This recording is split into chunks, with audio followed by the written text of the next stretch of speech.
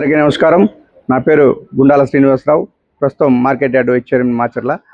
ఏదైతే సుప్రీంకోర్టు ఈ రోజున ఒక తీర్పు వెలువడించిందో పిన్నెల్లి బ్రదర్స్ మీద వాళ్ళు చేసిన అరాచకాల అకృత్యాల మీద వాళ్ళు కేసుల నుండి తప్పించుకోవడానికి సుప్రీంకోర్టు దాకా పోవడం జరిగింది.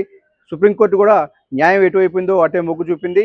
వాళ్ళ యొక్క ఇదికి ఎదురు దెబ్బ తగిలే విధంగా తీర్పిచ్చింది. దాన్ని స్వాగతిస్తా ఉన్నాం.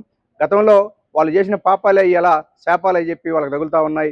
ఏదైతే సామాన్య కార్యకర్తలు తెలుగుదేశం పార్టీలో వాళ్ళ పని వాళ్ళు చేసుకుంటున్నా కానీ విడిచిపెట్టకుండా వాళ్ళ మీద కేసులు పెట్టి నానా హింసలు పెట్టి చేశారు. అదేవిధంగా గతంలో ఉన్నప్పుడు నా మీద కూడా 3 కేసులు పెట్టారు. ఏదైనా ఒక నెల రోజుల పాటు బయటకు పోవడం జరిగింది. అది వాళ్ళైనా ఇప్పటికైనా తెలుసుకొని రాజకీయం చేయాలి తప్ప ఏదైతే ఫ్యాక్షనిజంగానో ఇంకొకటి పల్లెలు నాశనం చేసే విధంగా ఉండకూడదని చెప్పి కూడా చేస్తూ ఉన్నాను. ఏదైతే వెల్దుర్తి మండలం గుల్లపాడులో జంట హత్యలు జరిగినాయో ఆ కేసు మీద వాళ్ళు సుప్రీంకోర్టుకు పోవడం జరిగింది. దాని మీద కోర్టు కూడా వాళ్ళకి వ్యతిరేకంగా చెప్పడం తగిలింది.